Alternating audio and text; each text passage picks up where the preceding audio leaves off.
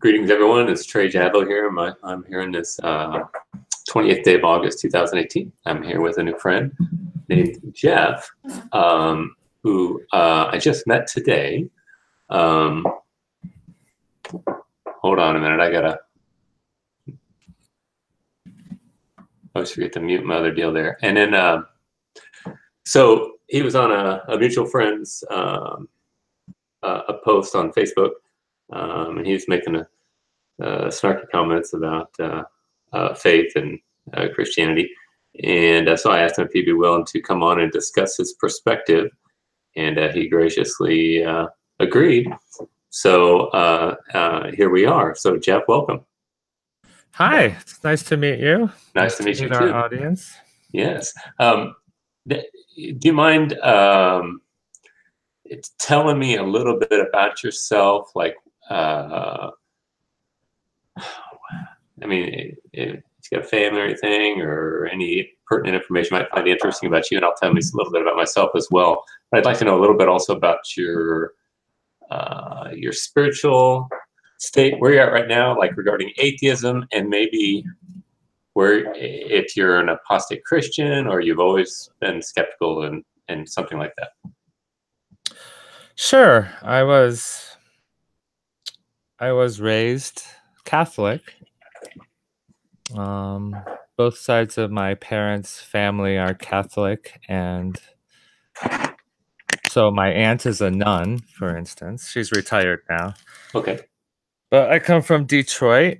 That's where my family comes from. I was a military brat, moved around a lot, and I moved to Colorado when I was about 13 or 14.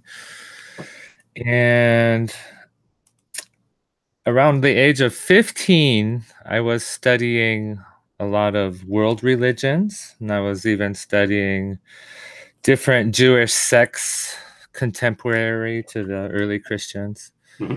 And that's when I lost my faith, around that age. Okay. And after that, I went to college, and I studied music, but I'm a computer programmer nowadays. Okay. Trying to get back into music. But I remember studying a lot of the Bible in college. I read a lot of it and studied it. And I remember like Isaiah, Daniel, Ezekiel, those were my favorites, but I've forgotten most of their content at this point. I don't really remember them. They were just so culturally powerful. After that, I tried different things. I studied Kabbalah. You know Kabbalah? I don't. Jewish mysticism, but it's been taken over by New Age religion. But I wasn't serious about it. It was just kind of a novelty, centering type of like yoga or something. And if anybody asked, I would say I was a Taoist, and that would usually move the conversation on to more interesting things. They're like, oh, okay. And then I was just a nun for the longest time until the elections in 2016. Then it kind of until just recently, huh? My thoughts, and I said, okay, so I am an atheist, and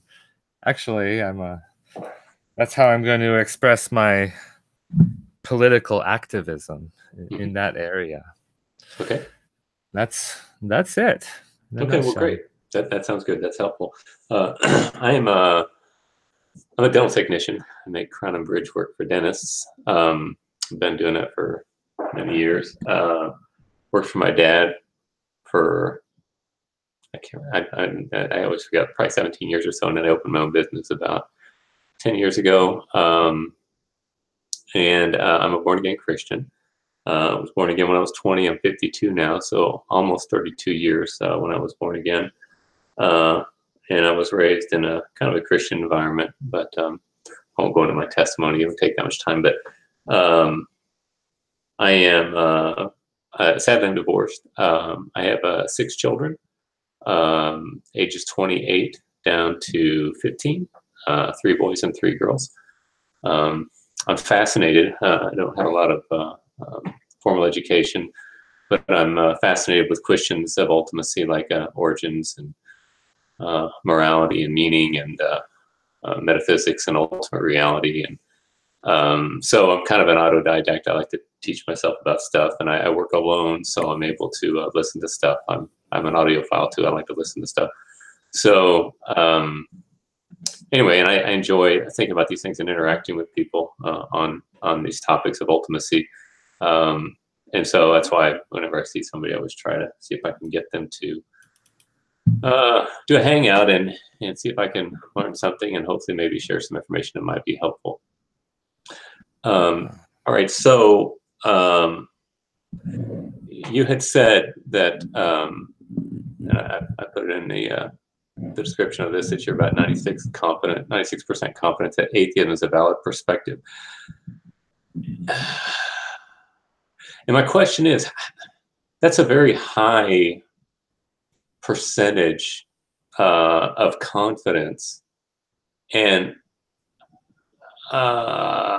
it doesn't make sense to me. I was wondering if you could go into a little bit of how it is that you justify existence from your perspective. Well, turn it around, and for yourself, are you 99% confident or 100% confident? In what? In your perspective. Well, it depends on what perspective on God's existence. Sure. I would say I'm about 99.99. We can't be absolutely certain about anything. That's a prerogative of omniscience alone. Yeah, I understand that. But I am more confident that God exists than you exist as my interlocutor right now. Because from my perspective, God's existence is an analytical verity. It's not something that is empirical at base. Of course, I have to have empirical sensory perception in order to relate to the world around me. But you cannot have dependent existence independently. And I, as the inquirer, am dependent. Therefore, there must be something independent on which I exist. Otherwise, I wouldn't be. All right. So I give your position a 4% chance. Well, generic theism. And you give my position a 0.01% chance. So that's okay. I know. At least there's a chance. 0.001. 0.0001. But we can't. It's only because we can't have certainty. Right, now that's quite a disparity of perspective. Would you not say that? Well, we're dealing. I give the Christian God a 0.001% chance. Also, so we're pretty similar there. No, I'm talking about the existence of a creator. Yeah, a creator. Right now in my head, it's a generic creator deity I'm looking for signs. I haven't found them particularly. Yeah, but there's a chance. You haven't found a scientific scientific evidence for a creator. Right, that is correct. Okay, so are you familiar with the concept of modus ponens, or even the principle of causality, or the law of non-contradiction? Yeah, pretty much.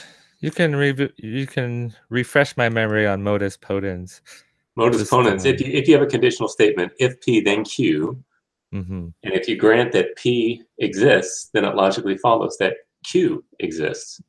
So and what we do is we know that we as the inquirer exist. Okay, and we know that we are not self-existent because we were born. We happen. We are an effect.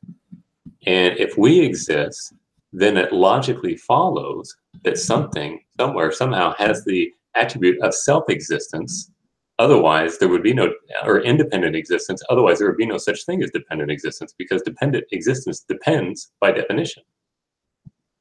And if there's nothing on which it depends, then it would not be. All right. Well, I think I would like to get us on the same base and see where we branch off. So it is I think in terms of knowledge, what I know or what I think I know, and how confident I am in that knowledge. Mhm. And I started out pretty ignorant as a babe, and I started taking in input, Mhm. and I started trying to make sense of the world. And that's that's where I'm at. As to the question of how I can know anything, well, let's just say I don't make any claims in that regard. I only claim that I can demonstrate that I know things. Right, and you say that you can uh, demonstrate that atheism is viable, which has no it has no ontological coherence to it, not only ontologically nor logically. Well, I started ignorant and I'm still searching. I'm Okay, but you're still searching. 96% sure of your perspective, and yet you can't give a justification for it. I'm not sure how that works.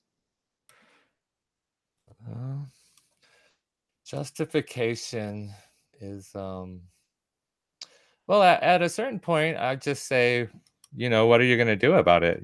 I'm I don't feel that I need to justify it, and Okay, well then we're there's nothing to really set up talk here about. in a situation where we have rights. You have rights, I have rights, and I don't have to justify my position.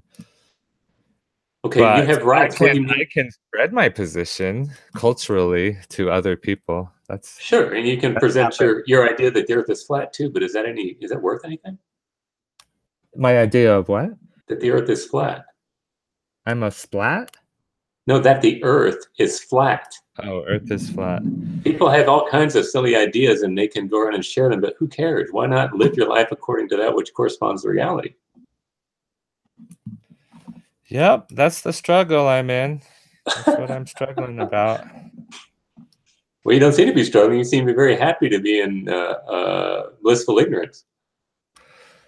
It is. I have a very happy life. I don't have too many complaints. Well, I what if love you're wrong? hiking and music and talking about deep issues. What if Oh, I'm wrong? does it matter to you? I want to be. I want. I search for truth. That's like my goal, and I would like to not hold false beliefs at the Okay. same time. Well, that's Kind of good. you have to weed out the false beliefs and bring in the correct beliefs. And so we're talking epistemology, different Uh-huh. methods, different reliability tests. You got to constantly test your information sources and just everything about it. It's a huge struggle. It really is. Okay, so you got this atheism that's 96% sure. You can't give any reason for it, and yet you say you want to be one who lives according to truth. How do you explain that? I'm still searching for an explanation. Okay, well, I just gave you one. God. I Now, just know a creator who uh, is self-existent. Otherwise, we wouldn't have dependent existence. You, namely. I haven't ruled out that possibility. It's Well, totally I possible. just gave you that assertion, and I proved it to you. Now it's your turn to rebut it or to accept it. Well, we have different concepts of what proof is, and Okay, tell me what your concept. it's still just an assertion to me. No, it's not an assertion. I demonstrated it with logical proof and empirical because you yourself are not a self-existent. Do you agree with that? Yeah, I'm fairly skeptical of intellectual arguments. First off, I'm not sure that What is we're truth then? defining our terms correctly. If we have the wrong terms, it doesn't matter if the logic is correct because it's just Okay, what terms are garbage in, garbage out. what terms are equivocating here? God, creator. Okay, how am I defining creator differently than you do that we cannot have come to a consensus? Well, it's like I I don't really have a definition of a creator. Like I don't have any It's one who tangible creates. way to relate to this. I've never been to timeless, transcendent realms. I have no way Well, you to can't access that because and you have. Oh my God. make statements about that. Like if I make a claim, if you have to picture me standing on the corner preaching the truth, and what I'm preaching is like the periodic table of elements to all those chemistry naysayers, because I can demonstrate that the truth of the periodic table of elements. I cannot demonstrate the truth of Allah or Brahman or any of the other deities, so I don't claim those as truth. It's a different way of looking at truth. It's almost a cultural difference. Oh, okay. Well, I'm not sure where to go from here. So why do you believe? You believe because of the Bible. You think the Bible is divinely inspired. You believe because of first cause. You have a personal relationship. Well, I'm a born again Christian. Yes. So your born again spirit Christian. moved. No. Well, my faith begins with a natural revelation, and from there moves to special revelation. Natural revelation says that there is a moral code and there is a creator. And I've talked about the creator already, and we also know that there's a moral law written on our hearts that we should care for creation and we should care for one another. Do you agree with that? Not really. I mean, I believe that like the deer in my backyard have this urge to care for their young. And I don't believe you? I have that same urge. So, like, if you call it written on your hearts, I mean, that doesn't really mean anything to me. That's like poetry. Coded? Are you in? Oh my goodness! Are you Encoded? Like I Is it a moral law? encode things. Do you follow a moral law? I encode things for my job, and so, have you been encoded to value existence? Are you determined to value existence? well, see, I was raised by a loving mother, and I'm raising kids of my own now. So that's what we do as humans. I don't Okay. know where it came from, or it seems to come from evolution. Do you accept evolution? No. Well, I accept the empirically verified aspects of evolution, like adaptation and change within a species or even a genus. But I don't believe that evolution can account for value because it's an impersonal paradigm, but you yourself are a valuer. So I want to know how it is that you justify your valuing existence without it being intended. Well, I observe that it exists. We don't disagree on that. No. I don't have an explanation that I feel confident defending. So I leave it an unanswered question. Okay. All the big questions are unanswered. Origins, destiny, purpose. Those are the big questions. Those are unanswered. Those are the ones that I've been given answers this entire time, and I've not received one rebuttal. And yet you say that you would rather embrace ignorance rather than fact. Well, I am not convinced that you have properly put forth your case. Okay, what mistakes have I made? Oh, well, I mean, we could go back to the cosmological argument. Okay, what's wrong with that? Dig in on something. Mm-hmm. What mistake did I make? It's like I couldn't, before Newton's field of optics and the prism, we couldn't justify rainbows and different sheens of light, but afterwards we were able to. And for a lot of these questions you ask me, I feel like I'm in the position before Isaac Newton. And I can see that the rainbow's there. I just don't have a good explanation for it. And I give you an explanation, and you don't rebut it and say, I don't want to know. Oh, well, I mean, I've been studying apologetics for a while now. This isn't the first time I've run across, for instance, you're almost doing a presuppositional thing there with I'm not a presuppositionalist. you can't know anything unless God gives it to you, the I don't believe power to know something. I don't believe in presuppositionalism. I don't think you really know much about apologetics, to be perfectly honest with you. I don't think you know too much about anything, it doesn't seem like. You just retreat to agnosticism on everything, seems like. It's true. It's true. I really do not put forward too many claims. What I do is I tear down. But you're really dogmatic about your atheism, right? Dogmatic about it? Yeah, you were shooting off your mouth on Cody's page. Oh yeah, yeah. Well, yeah. This is but you don't really know. You're just speaking about what you don't understand, right?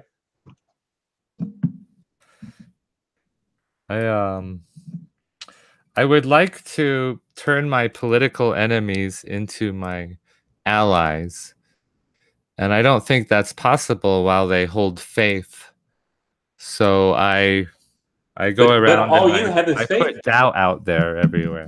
But Jeff, all you have is faith. That's all you've given me right now. You just say, I just believe. I don't really have any reasons for anything. And yet I'm opposed to people who believe, who don't have reason. You're attacking your own camp. Well, how do you define faith? Well, the way you're defining it is it's belief in something without any reason. I don't believe in that. I don't believe that's biblical faith either. I believe that faith what do I believe in without a good reason? I'm sorry? What do I believe in without a good reason? Your own existence. You already told me that. Well, I can observe it, can't I? Observe. Yeah, but you can't give a reason for it. You've already admitted that. You said all the big issues, all the big questions. You don't have any idea. You just kind of just take it. Whatever somebody tells you, as long as it's not God, you're fine with it. I would love to have the answers. No, you wouldn't. I've just given you answers, and you just reject it outright and not give a rebuttal or anything. You just say, "No, I don't want to believe that," because it means accountability for your life, and you don't want that. Well, not every answer given is the correct answer. That's true. But you can test it, right? of following incorrect answers. That's true, but you can test somebody's proposition about giving you an answer to see if it is true. Do you agree with that?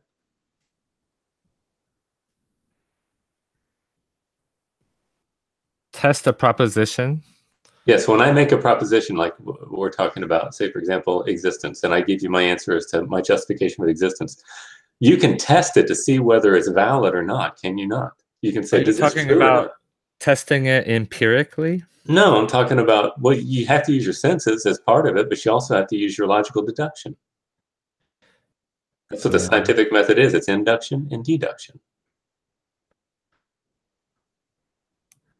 Yeah, it's not every logical argument is true.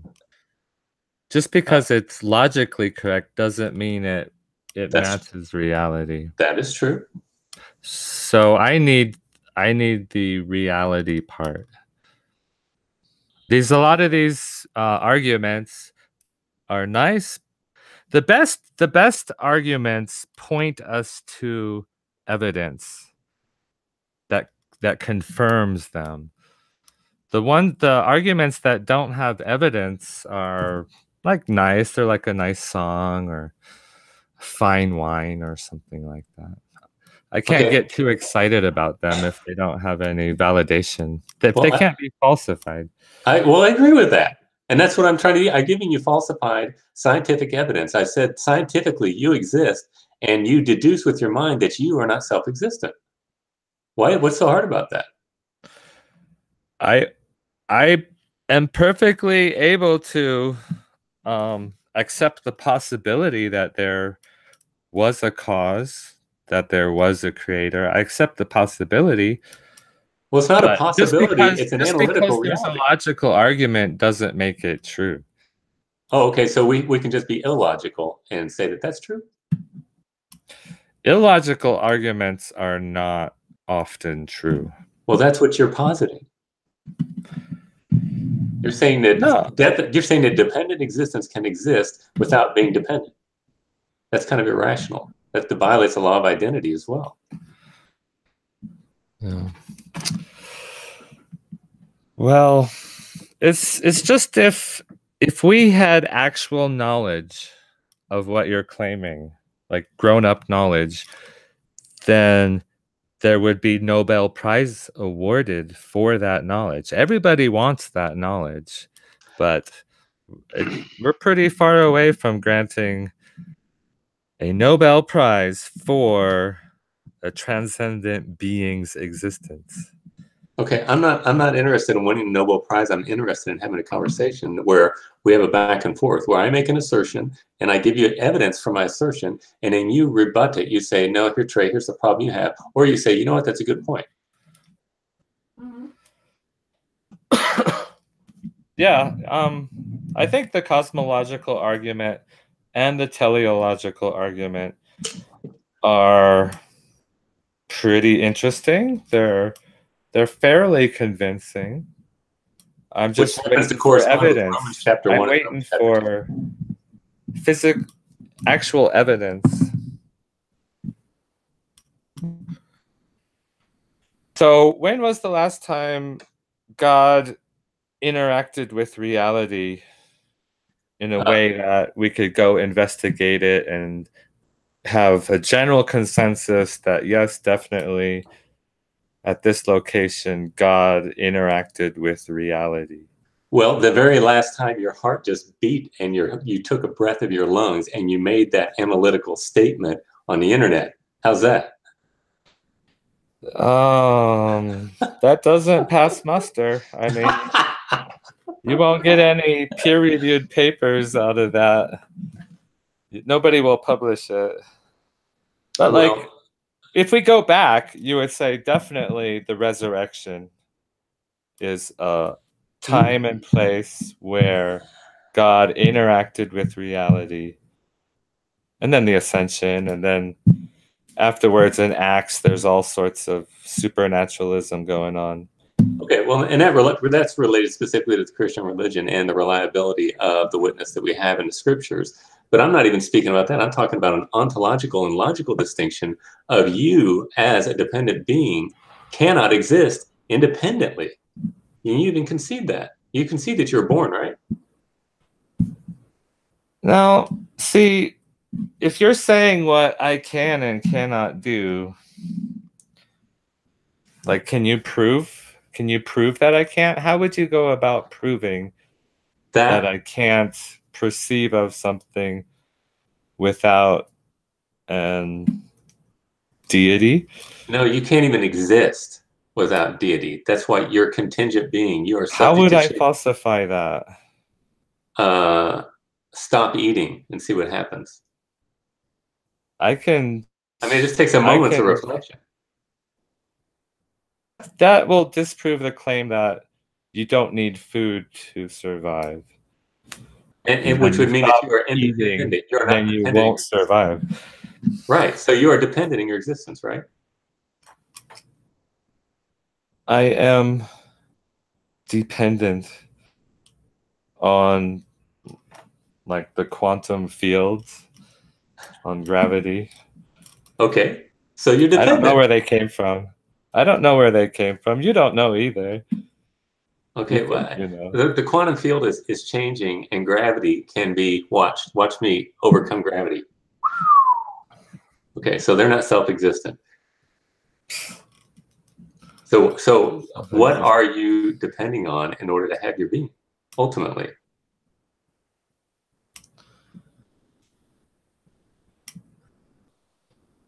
I don't know. Okay. What? How much do you trust the continuity of nature? Well, that takes faith. I mean, that's the only way I can do science is by believing in the continuity of that things will act tomorrow the way that they did today. But there's But you also believe in catastrophe. miracles. If there were no such thing as miracles, that's the only way that I know that the supernatural claims of the Bible are true. How would I know somebody's speaking for God unless they perform a miracle? So on the one hand, you believe in the continuity of nature. And then on the other hand, you No, I said believe in... I have faith that it is. I can't do Yep. science unless I do that. But I also know that nature is dependent on its existence, and therefore that which gives existence to nature does not need to be utterly. Even ourselves, you yourself just conceded that on the quantum level, we cannot predict. Would you agree with that? On the quantum level, what? We cannot predict what will happen. Right. It's so bizarre that we can't understand it. And yet, you say it's not possible to have a miracle by a self-existent being who gives it its existence every moment and every second? No, I think it's possible. I ask everybody I meet if they can produce a miracle for me. No, because I'm not Nobody God. ever has. I don't understand. I'm not trying to speak for God, and I don't believe that I have the power to do that. Do you think that I'm a deity? Right. So I would like to go back a little bit and say that you believe a God exists and that I and you are not that God. Right. So, because I'm dependent. Gods are not dependent. So as far as presuppositions go, I believe in existence and identity. Mm-hmm. And you need those two presuppositions before you can believe that a God exists and that you are not God.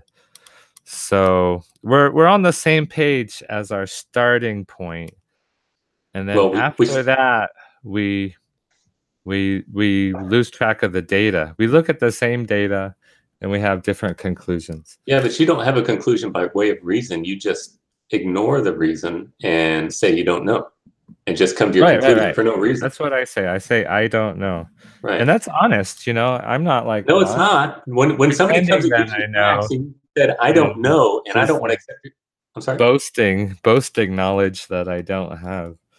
Okay, but I gave you knowledge, and your job is to refute it or to accept it. Right. And you choose to just say, I'm not going to accept it. I'm not going to refute it. I'm going to walk in my own obscurantism and just ignore. Yeah. I think I can help you make your presentation more convincing, perhaps. Would that be nice? Well, yeah. I mean, you could show me what I'm doing wrong, which I've been asking now for 40 minutes. Right. So, I mean, I'm quite the stickler for detail. Oh, really? So you have to go slow. And could you start your spiel over again? Like your first point. All right, let me be as analytical as I can with this. I usually kind of try to do it a little different because I think I've done over 100 of these things, and I kind of get the same shtick every time. But there are two presuppositions that I need, are epistemological presuppositions as we begin our inquiry. And number one, it is the basic reliability of sense perception. That doesn't mean that our senses are perfect, but we need to have enough sense perception, which is what you kind of said, that you have a presupposition of existence. We've got to have enough sensory perception in order to know that I, as the inquirer, exists. Because if there is no inquirer, if I don't know if the inquirer exists, then there's no inquiry. Would you agree with that? Yes. Okay. Secondly, the other thing that we must have is the law of non-contradiction. We've got to have rational coherence, because the scientific method is made, you go from the general to the particular and then from the particular to the general. And that means what you do is you have induction. You take all kinds of information that you experience with your senses. That's what science is. We look around at things, and then we take all that information and we put it in categories, and that's deduction. That's logic right there. So the first half of the scientific method is empiricism, where you're gathering data. And the second half is where you're taking that data and you're categorizing it in a taxonomy. That's basically what science is, basically just taxonomy. It's putting things into categories according to how they are and how they act.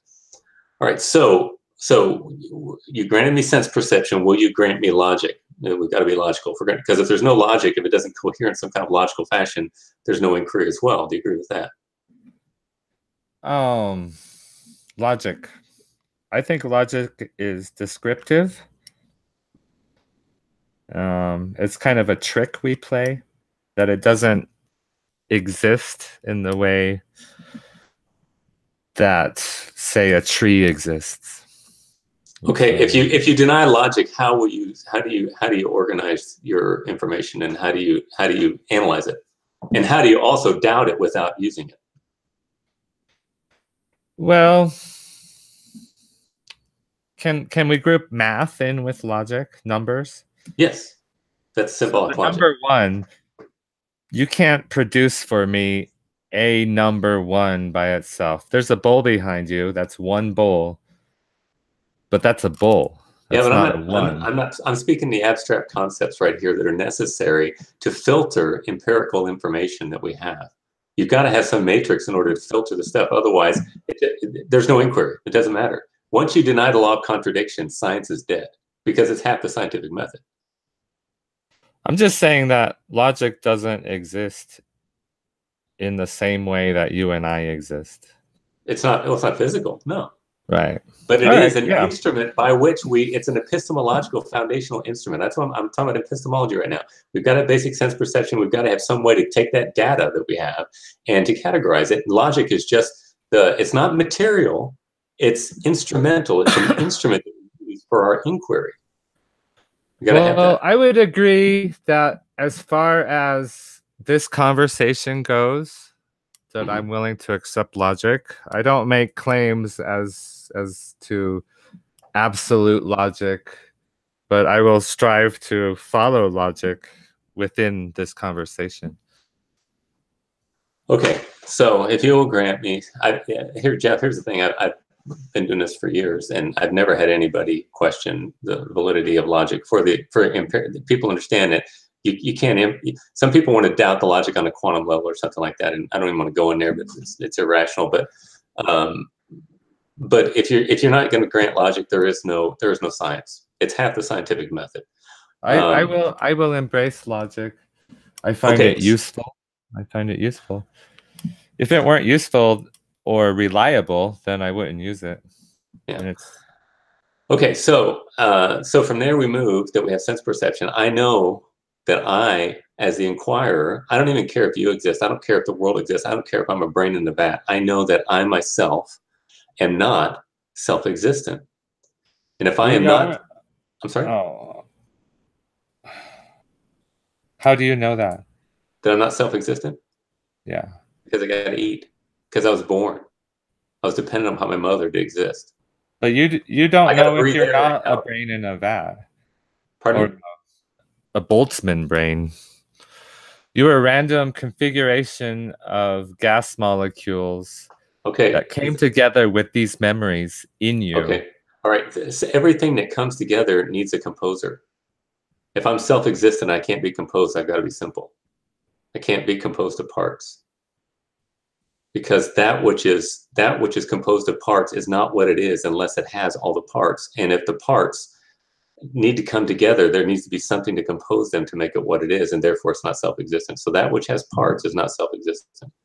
And we're made of parts as well. I believe that to be true. I can't prove it.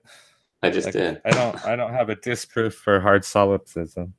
Okay. But I believe that to be true. Anyway, you know what, Jeff? I need to get going. I've got to get ready for bed here pretty soon. I want to get done by 9 o'clock.